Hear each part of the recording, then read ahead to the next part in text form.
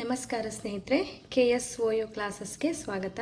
ಇವತ್ತು ನಾನು ದ್ವಿತೀಯ BA ಮತ್ತು BComನವರಿಗಿರುವಂಥ ಭಾಷಿಕದಲ್ಲಿ ಇರುವಂತಹ ಒಂದು ಇಂಪಾರ್ಟೆಂಟ್ ಚಾಪ್ಟರ್ನ ಸ್ವಲ್ಪ ಎಕ್ಸ್ಪ್ಲೇನ್ ಮಾಡ್ತಾ ಹೋಗ್ತೇನೆ. ಆ್ಯಕ್ಚುಲಿ ಎಕ್ಸಾಮ್ಗೆ ತುಂಬ ಕ್ವಶನ್ಸ್ ಈ ಚಾಪ್ಟರಿಂದ ಕೂಡ ಕೇಳಿರ್ತಾರೆ. ನಾನು ಈಗಾಗಲೇ ವಿಡಿಯೋ ಮಾಡಿದ್ದೀನಿ ಕನ್ನಡದಲ್ಲಿ ಇಂಪಾರ್ಟೆಂಟ್ ಚಾಪ್ಟರ್ಸ್ ಯಾವುದೆಲ್ಲ ಇದೆ ಅದರದ್ದು. ಸೊ ಅದರಲ್ಲಿರುವಂತಹ ಒಂದು ಚಾಪ್ಟರ್ನ ತಗೊಂಡು ಇವತ್ತು ನಾನು ಸ್ವಲ್ಪ ಎಕ್ಸ್ಪ್ಲೇನ್ ಮಾಡ್ತಾ ಹೋಗ್ತೇನೆ. ಅದು ಯಾವುದಪ್ಪ ಅಂದರೆ ದುರ್ಯೋಧನ ವಿಲಾಪ.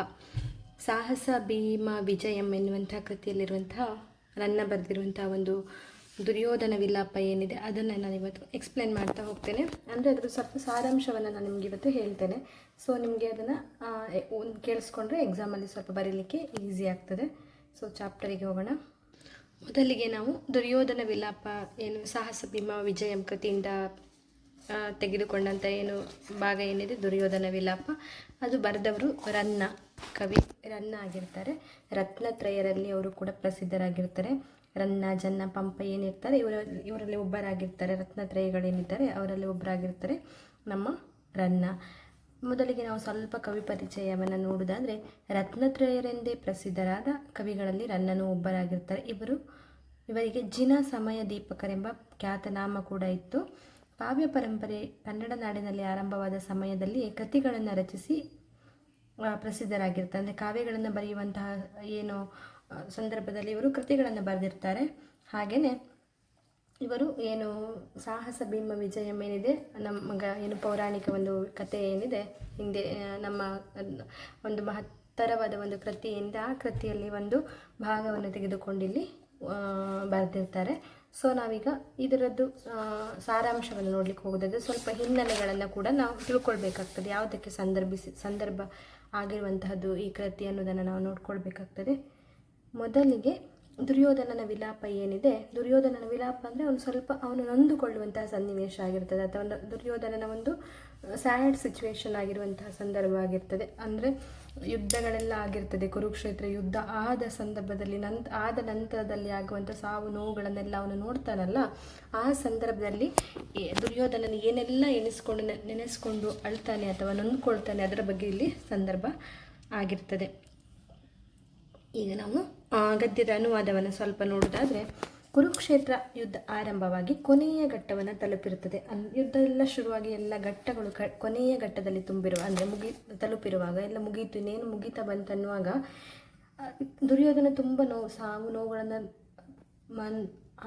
ನೋಡ್ತಾನೆ. ಹಾಗೆ ಮತ್ತು ಅವನ ಸೇನೆಗಳೇನಿದೆ, ಅವನ ಸಹಪಾಠಿಗಳೆಲ್ಲ ಏನಿದ್ದಾರೆ ಅವರೆಲ್ಲರೂ ಕೂಡ ಸತ್ತಿರ್ತಾರೆ, ನೋವು ತಿಂದು ಅಳ್ತಾ ಇರ್ತಾರೆ. ಸೈನಿಕರೆಲ್ಲರೂ ಸತ್ತು ಹೋಗಿರ್ತಾರೆ. ಅವರದ್ದು ಯುದ್ಧದ್ದು ಅಶ್ವದಳ ಕಾಲ್ದಳ ಎಲ್ಲ ಏನಿದೆ ಅದೆಲ್ಲವೂ ಕೂಡ ಯುದ್ಧದಲ್ಲಿ ಸೋತು ಹೋಗಿರುತ್ತೆ. ಅಂತಹ ಸೋತ ಸಂದರ್ಭ ಅಂತಲೂ ಹೇಳ್ಬೋದು. ಅಂಥ ಸಂದರ್ಭದಲ್ಲಿ ಧೃತರಾಷ್ಟ್ರ ಮತ್ತು ಗಾಂಧಾರಿ ಅವರ ಅಪ್ಪ ಅಮ್ಮ ಇದ್ದಾರೆ, ಧೃತರಾಷ್ಟ್ರ ಮತ್ತು ಗಾಂಧಾರಿ ಹೇಳ್ತಾರೆ, ಉಳಿದಿರುವ ದುರ್ಯೋಧನನ ಬಂದು ನೋಡಿ ಸಂಧಿಯ ಮಾತನಾಡುತ್ತಾರೆ. ಅಂದರೆ ಅವರನ್ನು ಸಮಾಧಾನ ಮಾಡಿ ಅವ್ರ ಜೊತೆ ಒಂದು ಸಂಧಿ ಮಾಡ್ಕೊಳ್ಳಿ ಪಾಂಡವರ ಜೊತೆ ಅಂತ ಹೇಳ್ತಾರೆ, ಅಥವಾ ಸಮಾಧಾನ ಮಾಡುವಂಥ ಸಿಚುವೇಶನ್ ಆಗಿರುತ್ತೆ ಅದು. ಅದಕ್ಕೆ ದುರ್ಯೋಧನ ಒಪ್ಪುವುದಿಲ್ಲ. ಸಂಧಿ ಆಗಲಿಕ್ಕೆ ಅವರಿಗೆ ಇಷ್ಟ ಇರುವುದಿಲ್ಲ, ಅಥವಾ ಸಂಧಿಯನ್ನು ಮಾಡ್ಕೊಳ್ಳಿಕ್ಕೆ ಅವರಿಗೆ ಇಷ್ಟ ಇರುವುದಿಲ್ಲ. ಅಂತಹ ಸಂದರ್ಭದಲ್ಲಿ ಅವರ ಅಪ್ಪ ಅಮ್ಮ ಹೇಳ್ತಾರೆ, ಗಾಂಧಾರಿ ಮತ್ತು ಧೃತರಾಷ್ಟ್ರ ಇದ್ದಾರೆ, ಅಪ್ಪ ಅಮ್ಮ ಹೇಳ್ತಾರೆ ಸಂಧಿ ಆಗಲಿಕ್ಕೆ ಹೇಳ್ತಾರೆ. ಬಟ್ ಸಂಧಾನ ಮಾಡ್ಕೊಳ್ಳಿಕ್ಕೆ ದುರ್ಯೋಧನ ಒಪ್ಪದೇ ಇರುವಂಥ ಸಂದರ್ಭದಲ್ಲಿ ಅವರು ಹೇಳ್ತಾರೆ, ಗುರುಗಳಾದ ಭೀಷ್ಮಾಚಾರ್ಯರೇನಿದ್ದಾರೆ ಅವರ ಹತ್ರ ಹೋಗು ನೀನು, ಅವ್ರು ಏನು ಹೇಳ್ತಾರೆ ಅದರ ಪ್ರಕಾರ ನಡಿ ಅಂತ ಹೇಳ್ತಾರೆ. ಹಾಗಾಗಿ ಅವರದ್ದು ಸಂಜಯ ಎನ್ನುವಂತಹ ಅವರ ಸಹಪಾಠಿ ಜೊತೆ ಅವರು ಯುದ್ಧ ಭೂಮಿ ಹತ್ರ ನಡೀತಾ ಇರ್ತಾರೆ. ಅಂದರೆ ಯುದ್ಧ ಭೂಮಿಯ ಕಡೆ ಹೋಗ್ತಾ ಇರ್ತಾರೆ ಭೀಷ್ಮಾಚಾರ್ಯರನ್ನ ಭೇಟಿಯಾಗಲಿಕ್ಕೆ. ಅವ್ರು ಏನು ಹೇಳ್ತಾರೆ, ಗುರುಗಳು ಇನ್ನೇನು ಯುದ್ಧ ಕೊನೆಯ ಘಟ್ಟ ತಲುಪಿರ್ತದೆ, ತುಂಬ ಸಾವು ನೋವುಗಳಾಗಿರುತ್ತೆ, ಏನು ಮಾಡಬೇಕು ಅನ್ನೋ ಒಂದು ಸಲಹೆಗಾಗಿ ಅವರು ಅಪ್ಪ ಅಮ್ಮನ ಸಲಹೆಯಂತೆ ಭೀಷ್ಮಾಚಾರ್ಯರ ಹತ್ರ ಹೋಗ್ತಾ ಇರ್ತಾರೆ. ಯುದ್ಧ ರಣರಂಗದಲ್ಲಿ, ಅಂದರೆ ಯುದ್ಧ ಆಗಿ ಬಿದ್ದಿರುವಂತಹ ಹೆಣಗಳ ಮಧ್ಯೆ ಅಥವಾ ಪ್ರಾಣಿ ದಳಗಳೆಲ್ಲ ಏನಿದೆ, ಸತ್ತು ಬಿದ್ದ ದಳಗಳು, ನೋವುಪಟ್ಟು ಬಿದ್ದ ಅವರ ಸೈನಿಕ ದಳ ಅಥವಾ ಅಶ್ವದಳ ಅಥವಾ ಆನೆದು ಏನಿದೆ ಅವೆಲ್ಲವನ್ನು ನೋಡಿಕೊಂಡು ಅದೇ ದಾರಿಯಲ್ಲಿ ಭೀಷ್ಮಾಚಾರ್ಯರನ್ನು ಮೀಟ್ ಆಗಲಿಕ್ಕೆ ಅಂತ ಹೋಗ್ತಾ ಇರ್ತಾರೆ. ಸಂಜಯ ಎನ್ನುವಂಥವರ ಜೊತೆಯಲ್ಲಿ ದುರ್ಯೋಧನ ಹೋಗ್ತಾ ಇರ್ತಾರೆ. ಅದೇ ರಣರಂಗವೆಲ್ಲವೂ ಸತ್ತು ಬಿದ್ದಿರುವ ಆನೆ, ಕುದುರೆಗಳು, ಹಾಗೆಯೇ ಯೋಧರ ಹೆಣಗಳಿಂದ ತುಂಬಿರುತ್ತದೆ. ಮುರಿದ ರಥ, ಆಯುಧ, ರಕ್ತದ ಮಡುವನ್ನು ದಾಟುತ್ತಾ ದುರ್ಯೋಧನ ಮತ್ತು ಸಂಜಯ ಹೋಗ್ತಾ ಇರ್ತಾರೆ. ದಾರಿಯಲ್ಲಿ ಅನೇಕ ರಣಪಿಶಾಚಿಗಳು ಹಿಂದೆ ದುರ್ಯೋಧನ ಮಾಡಿದ ಸಂಚನ್ನೆಲ್ಲ ನೆನಪಿಸಿ ಈಗ ನನಗೆ ಭಯವಾಗುತ್ತಿಲ್ಲವೇ ಎನ್ನುವಂಥ ಅನ್ನು ಕೇಳ್ತಾ ಇರ್ತವೆ. ಅಂದರೆ ಅವರಿಗೆ ದುರ್ಯೋಧನನಿಗೆ ಅವನು ಮಾಡಿದ ತಪ್ಪು ಅದೆಲ್ಲವೂ ಕೂಡ ಚುಚ್ಚುತ್ತಾ ಇರುತ್ತೆ. ಅಂದರೆ ಅವನು ಒಪ್ಪಿಕೊಳ್ಳಿಕ್ಕೆ ಅವನ ಮನಸ್ಸು ಒಪ್ಪಲಿಲ್ಲ ಅಂದರೂ ಕೂಡ ಅವನಿಗೆ ಏನು ಅಂತರಾತ್ಮ ಅನ್ನೋದಿರುತ್ತಲ್ವ ಅದು ಅವನನ್ನು ಚುಚ್ಚುತ್ತಾ ಇರುತ್ತೆ. ಅದನ್ನೇ ಇಲ್ಲಿ ರಣಪಿಶಾಚಿಗಳು ಅಂತ ಹೇಳ್ತಾರೆ. ಅಂದರೆ ಅವರೆಲ್ಲರೂ ನಿನಗೆ ಈಗ ನೆನಪಾಗ್ತಿದ್ಯಾ, ನೀನು ಇಷ್ಟೆಲ್ಲ ತಪ್ಪು ಮಾಡಿದೆ, ಅದೆಲ್ಲ ನೆನಪಾಗ್ತಿದೆಯಾ, ಈ ರಕ್ತಸಿಕ್ತವಾದ ಈ ಪರಿಸರವನ್ನೆಲ್ಲ ನೋಡುವಾಗ ನಿನಗೆ ನೀನು ಮಾಡಿದ ತಪ್ಪು ಅರ್ಥ ಆಗ್ತಾ ಇದೆಯಾ ಅಂತ ದುರ್ಯೋಧನನಿಗೆ ಅವೆಲ್ಲವೂ ಕೇಳ್ತಾ ಇರುವ ಹಾಗೆ ಭಾಸ ಆಗ್ತಾ ಇರ್ತದೆ. ಸಂಜಯನನ್ನು ಹೆಗಲ ಮೇಲೆ ಕೈ ಹಾಕ್ಕೊಂಡು ದುರ್ಯೋಧನ ಹೆಣದ ರಾಶಿಗಳ ಮಧ್ಯೆ ಅದನ್ನೇ ನೋಡಿಕೊಂಡು ಮುಂದೆ ನಡ್ಕೊಂಡು ಹೋಗ್ತಾ ಇರ್ತಾರೆ. ಆದರೆ ಅಲ್ಲಿ ಏನು ಸಿಚುವೇಶನ್ ಇದೆ ಅವನಿಗೆ ತುಂಬ ಭಯಾನಕ ಅನ್ನಿಸ್ತದೆ, ಅಥವಾ ಅವನು ಮಾಡಿರೋ ತಪ್ಪನ್ನೆಲ್ಲ ಅವನಿಗೆ ನೆನಪಿಸ್ತಾ ಇರ್ತದೆ. ಹಾಗೆಯೇ ಅಲ್ಲಿ ಭೀಮನ ಹೆಸರನ್ನು ಅಲ್ಲಿದ್ದ ಭೂತವೊಂದು ಹೇಳಿದ ತಕ್ಷಣವೇ ದುರ್ಯೋಧನನ ಮನಸ್ಸು ಕದಡಿ ಬಿಡುತ್ತದೆ.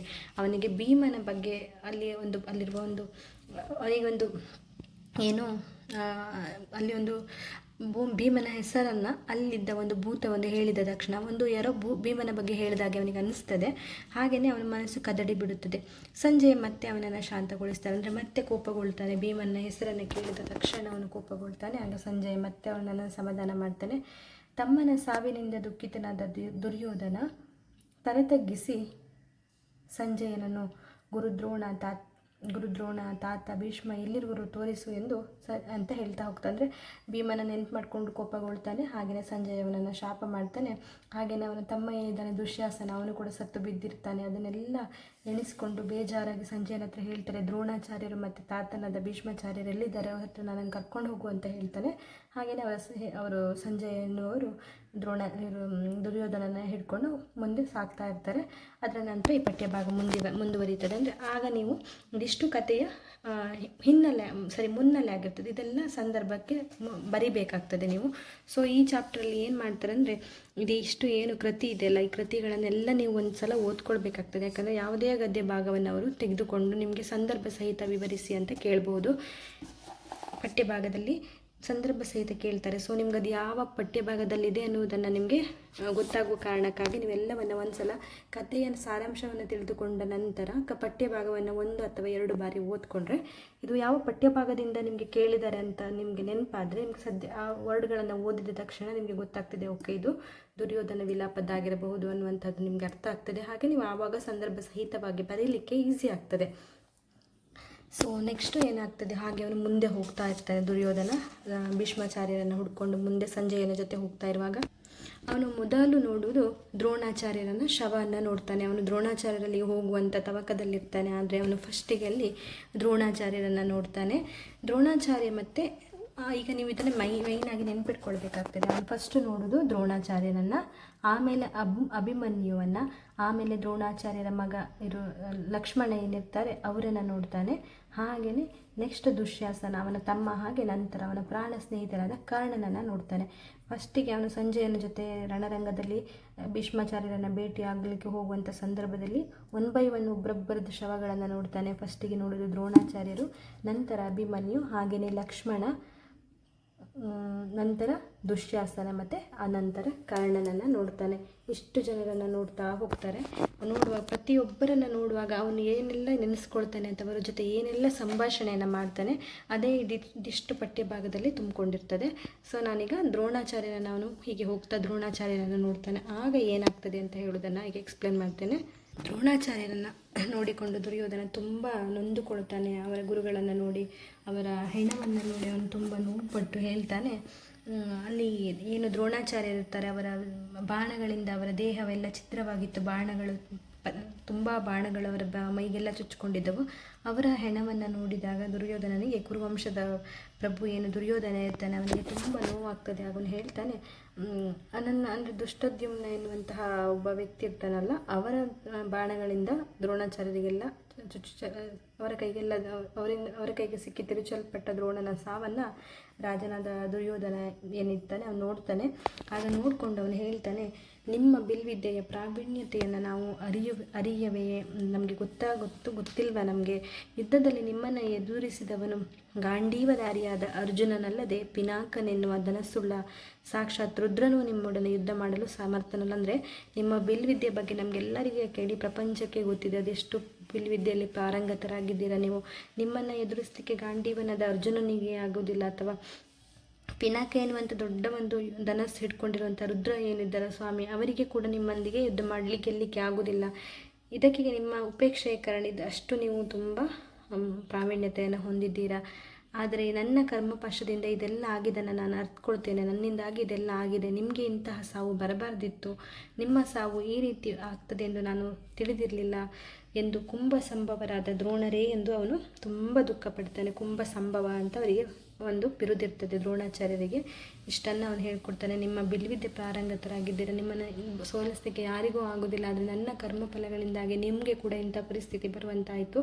ಇಂಥ ಸಾವು ನಿಮಗೆ ಬರಬಾರ್ದಿತ್ತು ಎಂದು ದ್ರೋಣಾಚಾರ್ಯರ ಶವವನ್ನು ನೋಡಿಕೊಂಡು ದುರ್ಯೋಧನ ಹೇಳ್ತಾನೆ, ವಿಲಾಪಿಸ್ತಾನೆ. ಹಾಗೆಯೇ ಅವನು ಬೇರೆ ಎಲ್ಲ ಸಿಚುವೇಶನ್ಗಳನ್ನು ನೆನಪು ಮಾಡಿಕೊಳ್ತಾನೆ. ಅಂದರೆ ದ್ರೋಣರು, ಬಲಾಢ್ಯನಾದ ಅರ್ಜುನನು, ದ್ರುಪದ ರಾಜಾತ್ಮನು ನಿಮ್ಮೊಡನೆ ಹೋರಾಡಿದಾಗ ಧೂಳಿನಲ್ಲಿ ಹೊರಳಿಸಿ ನಿಮ್ಮನ್ನು ಕೊಲ್ಲುವಾಗ ನಿಮ್ಮ ಮಗನಾದ ಅಶ್ವತ್ಥಾಮನ ತ್ರಿಶೂಲ ಶರಗಳು ಎತ್ತ ಹೋದವು, ಹಣೆಗೆಣ್ಣೆಗೆ ತೆಗೆಯಲಿಲ್ಲವು, ತಂದೆಯ ಬಗೆಗೆ ಗುರುಪುತ್ರನಿಗಿದ್ದ ಪ್ರೀತಿ ಅದೆತ್ತ ಹೋಯಿತು ಅಂತ ಹೇಳ್ತಾರೆ. ಅಂದರೆ ಅರ್ಜುನ ಮತ್ತು ದ್ರುಪದ ನಿಮ್ಮ ಜೊತೆ ಹೋರಾಡುವಾಗ ಅಥವಾ ನಿಮ್ಮನ್ನು ಇಂತಹ ಪರಿಸ್ಥಿತಿಗೆ ತಳ್ಳುವಾಗ ನಿಮ್ಮ ಮಗ ಅಂದರೆ ದ್ರೋಣಾಚಾರ್ಯರ ಮಗ ಅಶ್ವತ್ಥಾಮನಾಗಿರ್ತಾನೆ. ಅಶ್ವತ್ಥಾಮನ ತ್ರಿಶೂಲಗಳೆಲ್ಲಿ ಹೋಯಿತು, ಬಾಣಗಳೆಲ್ಲ ಎಲ್ಲಿ ಹೋಯಿತು, ಇದನ್ನು ನೋಡಿ ಅವನು ಏನು ಮಾಡಲಿಲ್ವ, ನಿಮ್ಮ ಮಗ ಎಲ್ಲಿ ಹೋದ ಅಂತೆಲ್ಲ ಅವನು ಕೇಳ್ತಾನೆ. ಹಾಗೆಯೇ ಬಾಣಗಳ ಸಮೂಹವನ್ನು ಶತ್ರು ಸೈನ್ಯದ ಸೈನಿಕರ ಒಡಲಲ್ಲಿ ಇರಿಸುವ ಬಿಲ್ವಿದ್ಯೆ ಪ್ರವೀಣತೆಗೆ ಯಾರು ಸಮಾನರು, ಅದು ಶಿಷ್ಯ ವ್ಯಕ್ತಿತ್ವದಲ್ಲಿ ಹುದುಗಿಕೊಂಡು ಅಖಿಲ ಭೂಮಂಡಲದಲ್ಲಿ ಆ ಕೀರ್ತಿ ವ್ಯಾಪಿಸಿದೆ. ನಿಮ್ಮ ಮನಸ್ಸು ಈಶ್ವರನ ಪಾದ ಪದ್ಮಗಳಲ್ಲಿ ನೆಟ್ಟಿದೆ. ಅಂದರೆ ನೀವು ಎಷ್ಟು ಏಕಭಾವಚಿತ್ತ ಬಿಲ್ವಿದ್ಯಾ ಪರಿಣಿತರು. ಹಾಗೆ ಬಿಲ್ವಿದ್ಯೆಯಲ್ಲಿ ಅಸಾಧಾರಣವಾದ ಆಚಾರ್ಯರನ್ನು, ನಿಮಗೆ ಸರಿಸಮಾನರಾದವರನ್ನು ನಾನೆಂದು ಕಾಣೆನು ಅಂತ ಹೇಳ್ತಾರೆ. ಅಂದರೆ ನೀವೆಷ್ಟು ಬಿಲ್ವಿದ್ಯೆ ಪ್ರವೀಣರು, ನಿಮ್ಮ ಶಿಷ್ಯವೃಂದವನ್ನು ನೋಡಿದ್ರೇ ಗೊತ್ತಾಗ್ತದೆ. ನಿಮ್ಮ ಭೂಮಂಡಲದಲ್ಲಿ ನಿಮ್ಮ ಏನು ಕೀರ್ತಿ ಎಲ್ಲೆಲ್ಲ ವ್ಯಾಪಿಸಿದೆ. ಅಷ್ಟು ದೇವರ ಸಮಾನರಾದ ನೀವು ಬಿಲ್ವಿದ್ಯಾ ಪರಿಣಿತರು. ನಿಮಗೆ ಸರಿಸಮಾನರು ಆದವರನ್ನು ನಾನು ಯಾರನ್ನು ಕೂಡ ನೋಡಲಿಲ್ಲ. ಅಂತಹ ಪರಾಕ್ರಮಶಾಲಿಯಾದ ನಿಮಗೆ ಇಂತಹ ಸಾವು ಉಚಿತವಲ್ಲ ಎಂದು ಗುರುನಂದನನ್ನು ನಿಂದಿಸಿ ಗುರುವನ್ನು ಅಭಿನಂದಿಸ್ತಾರೆ. ಹಾಗೆಯೇ ನನ್ನನ್ನು ಉಪೇಕ್ಷಿಸಿ ಕಾದ ನಿನ್ನ ಈ ಗುರುವಿಗೆ ಎರೆಗೆನು ಎನ್ನದೆ ಪಾದಗಳಲ್ಲಿ ಎಂದು ಕೌರವನು, ಹಿರಿಯರಾದ ನೀವು ಹಿಂದೆ ಮಾಡಿದ್ದನ್ನು ಮರೆಯಲು ಸಾಧ್ಯವಿಲ್ಲ. ದ್ರೋಣಾಚಾರ್ಯರು ಏನೆಲ್ಲ ಹೆಲ್ಪ್ ಮಾಡ್ತಾರೆ, ಸಹಾಯ ಮಾಡ್ತಾರೆ ಕೌರವರಿಗೆ, ಅದನ್ನೆಲ್ಲ ನಾವು ನೆನಪು ಮಾಡಿಕೊಂಡು ನಿಮ್ಮ ಉಪಕಾರವನ್ನು ಎಂದಿಗೂ ನಾವು ಮರೀಲಿಕ್ಕೆ ಸಾಧ್ಯವಿಲ್ಲ ಎಂದ್ಕೊಂಡು ದ್ರೋಣಾಚಾರ್ಯರ ಶವ ಏನಿದೆ, ಕಳೇಬರ ಏನಿದೆ, ಅದಕ್ಕೆ 3 ಸುತ್ತು ಪ್ರದಕ್ಷಿಣೆ ಹಾಕಿ ಅವರಿಗೊಂದು ಕೊನೆಯ ಕ್ಷಣದಲ್ಲಿ ಅವರನ್ನು ನೋಡಿಕೊಂಡು ಅವರಿಗೆ 3 ಸುತ್ತು ಪ್ರದಕ್ಷಿಣೆ ಬರ್ತಾರೆ. ಅಂದರೆ ಫಸ್ಟ್ ಅವನು ರಣರಂಗಕ್ಕೆ ಹೋಗುವಾಗ ದ್ರೋಣಾಚಾರ್ಯನನ್ನು ನೋಡಿದ್ದು ಇಷ್ಟನ್ನೇ ಹೇಳ್ತಾರೆ, ಇಷ್ಟನ್ನೇ ಎಣಿಸ್ಕೊಂಡು ಮರಗ್ತಾನೆ. ಅಂದರೆ ನೀವಿಷ್ಟು ಪಂಡಿತರಾಗಿರ್ತೀರ, ನಿಮಗೆ ಹೇಗೆ ಸಾವು ಬಂತು, ನನ್ನ ಕರ್ಮಫಲಗಳಿಂದಲೇ ಇದಾಗಿರ್ಬೋದು, ನಿಮ್ಮ ಮಗ ಎಲ್ಲಿ ಹೋದ, ನಿಮ್ಮ ಸಾವು ಆಗುವಾಗ, ಅಥವಾ ನೀವು ನಮಗೆ ಮಾಡಿರುವಂಥ ಇಷ್ಟು ಸಹಾಯಗಳೆಲ್ಲವೂ ನಾವು ಜೀವನ ಪೂರ್ತಿ ನೆನಪಿಡ್ತೇವೆ ಅಂತ ಹೇಳಿಬಿಟ್ಟು ಅವರಿಗೊಂದು ಕೊನೆಯ ಕ್ಷಣದಲ್ಲಿ ನಮಸ್ಕಾರ ಮಾಡಿ ಅಲ್ಲಿಂದ ಹೋಗ್ತಾನೆ. ಹಾಗೆ ಅವನು ಎರಡನೇ ರಣರಂಗದಲ್ಲಿ ನೋಡುವಂಥ ಶವ ಅಭಿಮನ್ಯುದಾಗಿರುತ್ತೆ. ಅವನ ಶವ ಯಾವ ರೀತಿ ಇರ್ತದೆ ಅಂದರೆ, ಅರ್ಧ ಮುಚ್ಚಿದ ಕಣ್ಣುಗಳು, ಅರಳಿದ ಮುಖ, ತುಂಡಾಗಿರುವ ಕೈ, ಅತಿ ಭಯಂಕರವಾಗಿ ಕಚ್ಚಿರುವ ಕೆಳದವಡೆಗಳು, ಬೇರೆ ಬೇರೆ ಬಾಣಗಳ ಏಟಿನಿಂದ ಜರ್ಜರಿತವಾದ ಶರೀರದ ಯುದ್ಧವೀರನಾದ ಅಭಿಮನ್ಯುವಿನ ರಕ್ತದ ಸಮುದ್ರದಲ್ಲಿ ಮುಳುಗಿರುವುದನ್ನು ಕಂಡು ಕುರುಪತಿ ಮನದಲ್ಲಿಯೇ ಮರುಗಿದನು. ಅಂದರೆ ತುಂಬ ಸುಂದರನಾಗಿರುವಂಥ ಅಭಿಮನ್ಯು ರಕ್ತದ ಸಿಕ್ತ ಮಡಿಲಲ್ಲಿ ಮಲಗಿರ್ತಾನೆ. ಅವನ ಅರ್ಧ ಮುಚ್ಚಿದ ಕಣ್ಣುಗಳು, ಅರಳಿದ ಮುಖ, ಕೈಗಳು, ತುಂಡಾಗಿರುವ ಕೈ, ಕಚ್ಚಿ ಹೋದ ಕೆಳದವಡೆಗಳು, ಬಾಣಗಳೆಲ್ಲ ಚುಚ್ಚಿ ಅವನ ಮೈಯೆಲ್ಲ ಜರ್ಜರಿತವಾಗುವುದನ್ನು ನೋಡಿ ಏನು ಕುರುಪತಿ ಇರ್ತಾನಲ್ಲ ದುರ್ಯೋಧನ, ಅವನಿಗೆ ತುಂಬ ಮನಸ್ಸಿಗೆ ನೋವಾಗ್ತದೆ. ನಂತರ ಅವನು ತುಂಬಾ ನೊಂದ್ಕೊಂಡು ಮತ್ತೆ ಅಭಿಮನ್ಯುವನ್ನ ಹೊಗಳುತ್ತಾನೆ. ಗುರು ದ್ರೋಣರು ಒಡ್ಡಿದ ಚಕ್ರವ್ಯೂಹವನ್ನ ನೀನು ಮತ್ತೆ ನಿನ್ನ ತಂದೆ ಅಲ್ಲದೆ ಬೇರೆ ಯಾರು ಕೂಡ ಚಕ್ರವ್ಯೂಹ ಅಂತ ಏನಿದೆ ಅದನ್ನ ಒಳಗಡೆ ಹೋಗ್ಲಿಕ್ಕೆ, ಅದನ್ನ ಭೇದಿಸ್ಲಿಕ್ಕೆ ಬರುದು ಅರ್ಜುನ ಮತ್ತೆ ಅರ್ಜುನನ ಮಗನಿಗೆ ಮಾತ್ರ. ಅಂತಹ ಒಂದು ಚಕ್ರವ್ಯೂಹವನ್ನ ಭೇದಿಸುವಂತ ಸಮರ್ಥನಿರುವಂತ ನಿನ್ಗೆ, ಮತ್ತೆ ಆ ಚಕ್ರವ್ಯೂಹನ ಭೇದಿಸ್ಲಿಕ್ಕೆ ಬರುವಂತಹ ನಿಮ್ಮ ತಂದೆಯ ಅರ್ಜುನನಂತ ಮಹಾ ಪರಾಕ್ರಮಿಯ ಪುತ್ರನಾದ ನಿನ್ಗೆ ಯಾವ ರಾಜರು ಅಥವಾ ಯಾರು ಸರಿಸಮಾನರಿಲ್ಲ ಎಂದು ದುರ್ಯೋಧನನು ಹೇಳ್ತಾನೆ. ಮುಂದೆ ಬರ್ತಾ ಮತ್ತೆ ಎಷ್ಟು ಜನ ಕೂಡ ಎಷ್ಟು ಜನ ಬೇಕಾದ್ರೂ ಯುದ್ಧ ಮಾಡ್ಬೋದು, ಎಲ್ಲರೂ ಶೂರರೇ, ಆದ್ರೆ ಅತಿ ಚಿಕ್ಕವನಾದ ನೀನು ಅಭಿಮನ್ಯು ಎಷ್ಟು ಪರಾಕ್ರಮಿಯಾಗಿದ್ಯಾ, ನಿನ್ನ ಹೋರಾಟವೇ ಒಂದು ಸಾಧನೆ ಆಗಿದೆ. ಅಥವಾ ಎಂತ ನಿನಗೆ ಜನ್ಮವಿತ್ತವಳು ಕೂಡ ಸಾಮಾನ್ಯವಾದ ಮಹಿಳೆಯಲ್ಲ, ನಿನ್ನನ್ನ ಪಡೆದಾಗಲೇ ಜನನಿ ವೀರ ಮಾತೆ ಎನ್ನುವ ಹೆಸರು ಪಡೆದುಕೊಂಡಿದ್ದಾಳೆ ಅಂದ್ರೆ ಅಂತೆಲ್ಲ ಅಭಿಮನ್ಯುವನ್ನ ಹೊಗಳುತ್ತಾಳೆ. ಅಂದ್ರೆ ನಿನ್ನನ್ನ ಹುಟ್ಟಿಸಿದ ಆ ತಾಯಿ ಕೂಡ ತುಂಬಾ ದೊಡ್ಡ ವೀರ ಮಾತೆನೇ ಸರಿ, ನೀನು ತುಂಬಾ ಅಸಾಧಾರಣ ಪರಾಕ್ರಮಿ, ನಿನ್ನಂತವನು ಈ ಯುದ್ಧದಲ್ಲಿ ಇಂತಹ ಹೋರಾಟದಲ್ಲಿ ಸತ್ತಿರುವುದು ಸಮಂಜಸವಲ್ಲ ಅಂತ ಅನ್ಕೊಂಡು ಅವನನ್ನ ನೋಡಿ ತುಂಬಾ ನೊಂದುಕೊಳ್ತಾನೆ ಅಭಿಮನ್ಯುವನ್ನ.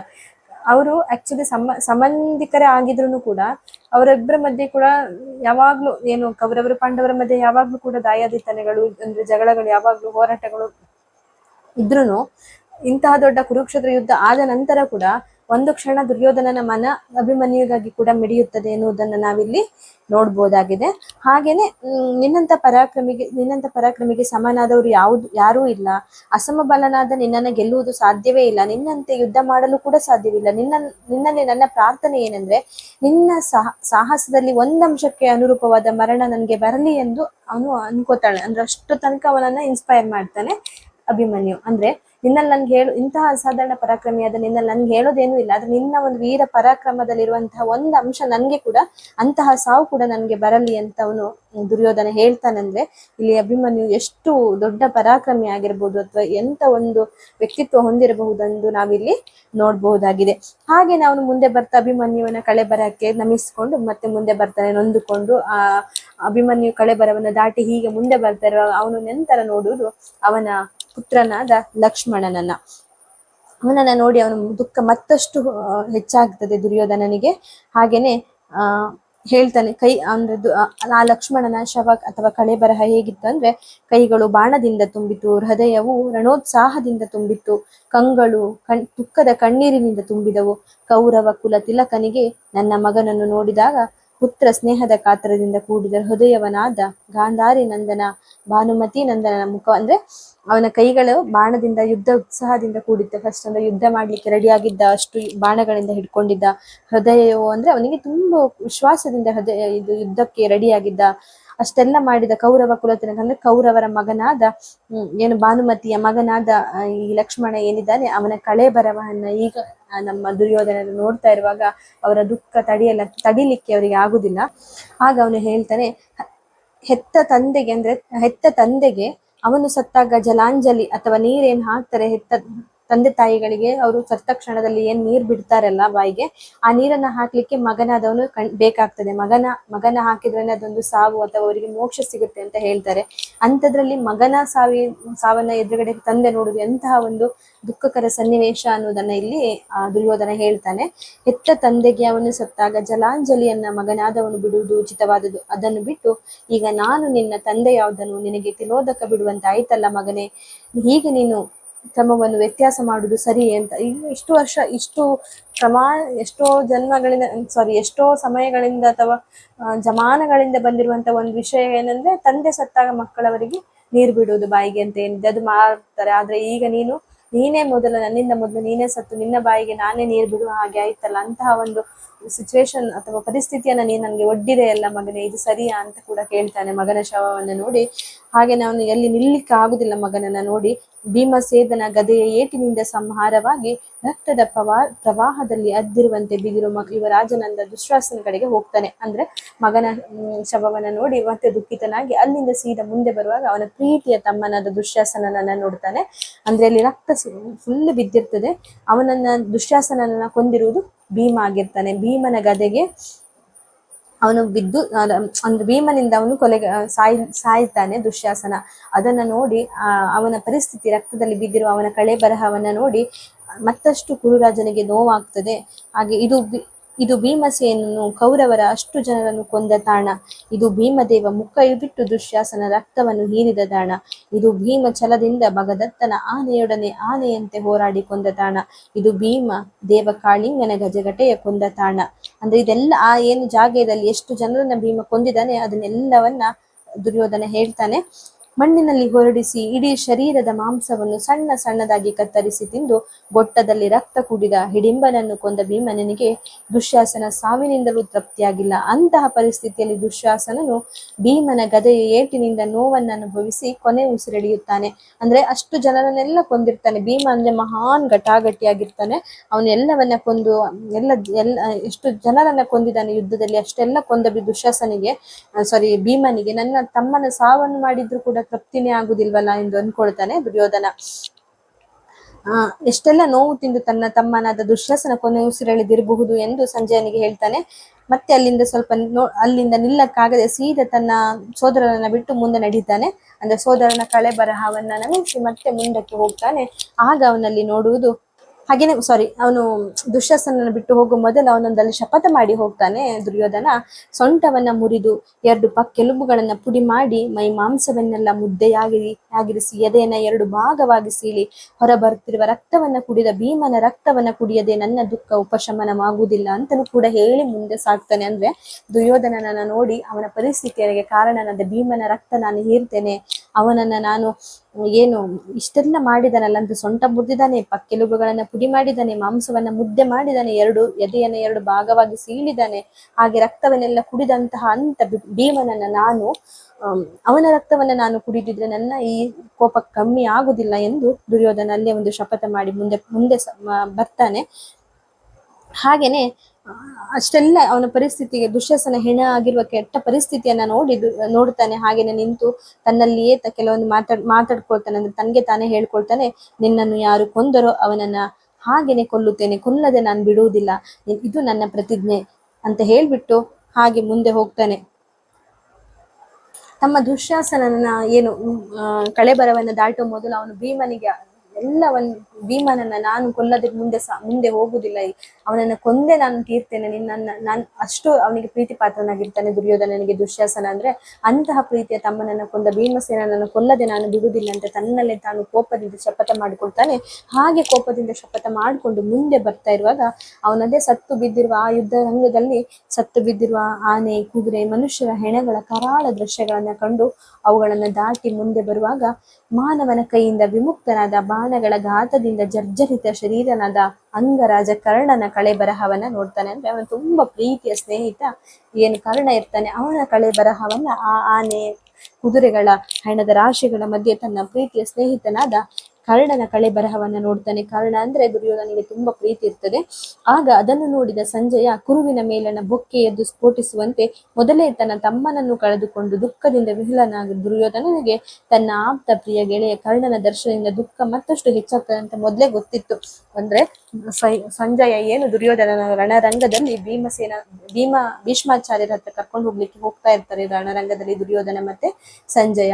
ಹಾಗೆ ಇಷ್ಟು ಜನರ ಕಳೆ ಬರಹವನ್ನ ನೋಡಿ ತಮ್ಮ ದುಶ್ಯಾಸನನ ಕಳೆಯ ಬರಹವನ್ನ ಕೊನೆಯ ಬಾರಿ ನೋಡಿ ಮುಂದೆ ಬರ್ತಾ ಇರುವಾಗ ಆಲ್ರೆಡಿ ಅವನಿಗೆ ದುಃಖ ಮಡುಗಟ್ಟಿರ್ತದೆ. ಇನ್ನು ತನ್ನ ಪ್ರೀತಿಯ ಸ್ನೇಹಿತನಾದ ಕರ್ಣನನ್ನ ನೋಡಿದ ಮೇಲಂತೂ ಅವನ ದುಃಖ ಇನ್ನಷ್ಟು ಹೆಚ್ಚಾಗುವುದು ಖಂಡಿತ ಹೆಚ್ಚಾಗ್ತದೆ. ಇದನ್ನ ಅವನು ಸಹಿಸಿಕೊಳ್ಳಿಕ್ಕೆ ತುಂಬಾ ಕಷ್ಟ ಆಗ್ತದೆ ಎನ್ನುವುದನ್ನ ಸಂಜಯನ ತಿಳ್ಕೊಂಡಿರ್ತಾನೆ.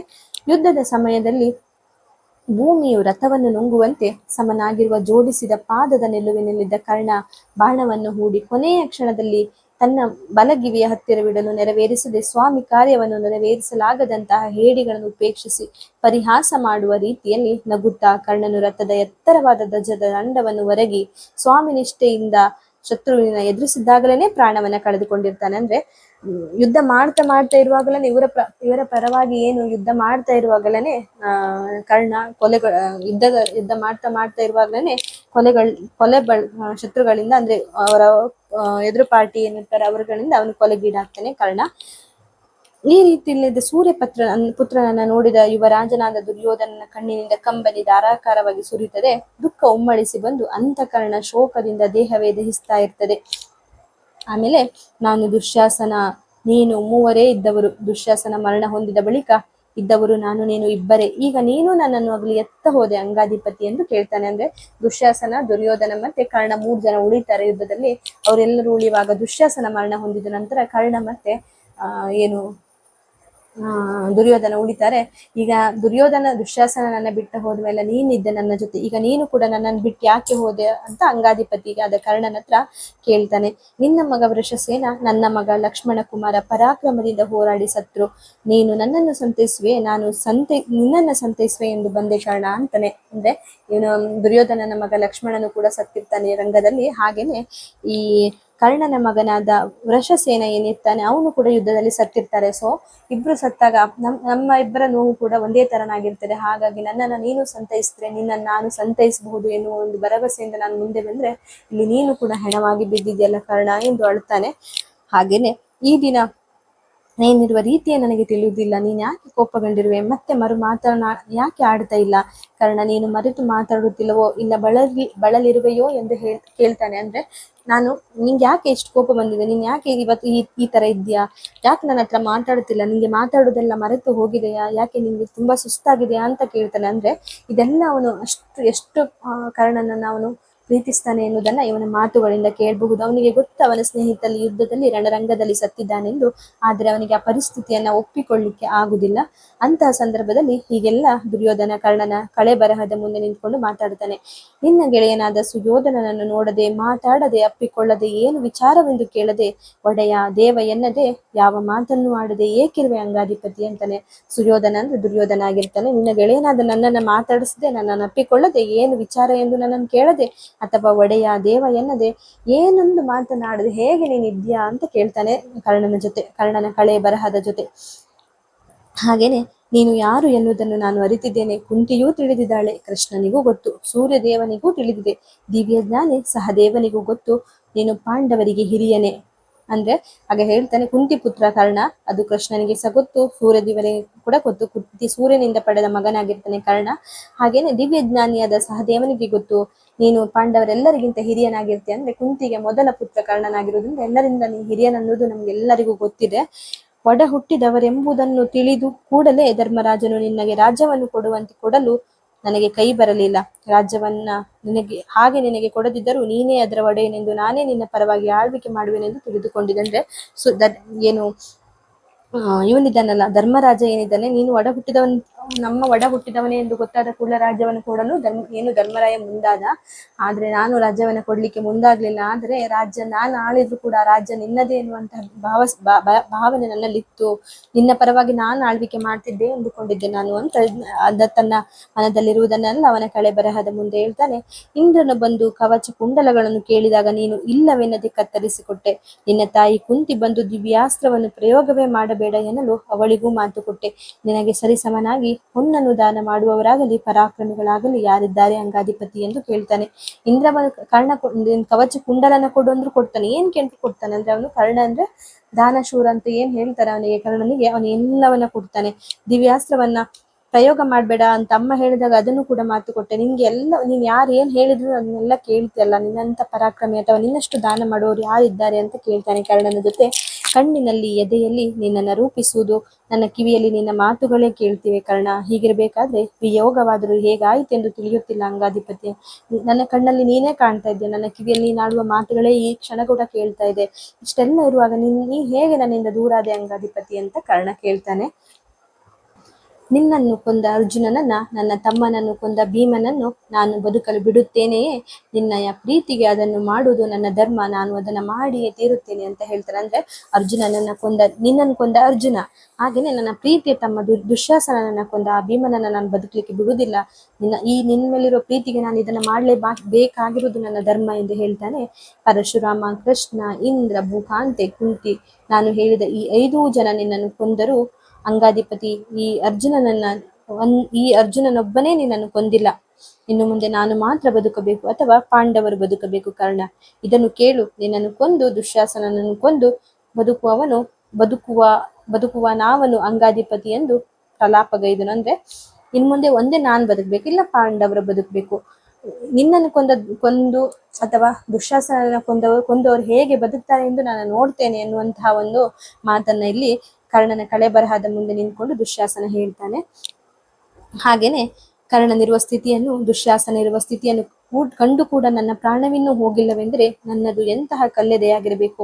ಇಂಥ ಸ್ಥಿತಿಯನ್ನು ನೋಡಿಯೂ ಯಾರಾದರೂ ಬದುಕಿರುವವರನ್ನು ನೋಡುವುದುಂಟೆ ಎಂದು ತನ್ನನ್ನೇ ನಾನು ನಿಂದಿಸ್ಕೊಳ್ತಾನೆ. ಅಂದ್ರೆ ಅಂತಹ ಕರ್ಣನ ನನ್ನಂತ ಅಷ್ಟು ಪ್ರೀತಿ ಪಾತ್ರನಾಗಿರುವಂತಹ ಸ್ನೇಹಿತನಾಗಿರುವಂತಹ ಕರ್ಣನಿನ್ನ ಶವವನ್ನು ನೋಡಿ, ಹಾಗೇನೆ ಆ ದುಶ್ಯಾಸನನನ್ನು, ಪ್ರೀತಿಯ ತಮ್ಮನಾದ ದುಶ್ಯಾಸನನನ್ನ ಕೊಂದ ನಿಮ್ಮಿಬ್ಬರ ಒಂದು ಕಳೆ ಬರಹವನ್ನ ನೋಡಿದ ಮೇಲೂ ಕೂಡ ನನ್ನ ಹೃದಯ ಇಷ್ಟು ಗಟ್ಟಿಯಾಗಿದೆ ಅಂದ್ರೆ ನಾನು ಎಷ್ಟು ಗಟ್ಟಿಯಾಗಿರ್ಬೇಕು ಅಂತ ತನ್ನನ್ನೇ ತಾನು ಜರ್ಕೊಳ್ತಾನೆ, ಅಂದ್ರೆ ಬಯಸ್ಕೊಳ್ತಾನೆ ಅಥವಾ ತನ್ನನ್ನು ತಾನು ನಿಂದಿಸ್ಕೊಳ್ತಾನೆ. ಅಷ್ಟು ಅವನಿಗೆ ಮನಸ್ಸಿಗೆ ತುಂಬಾ ನೋವಾಗಿರ್ತದೆ. ಮಕ್ಕಳ ಸಾವನ್ನ, ಪ್ರಿಯ ಮಿತ್ರರು, ಪ್ರಿಯ ಸಹೋದರರ ಸಾವನ್ನು ವಿಧಿಯೇ ನೀನು ಏಕೆ ಕಾಣಿಸ್ತೀರಿಯಾ?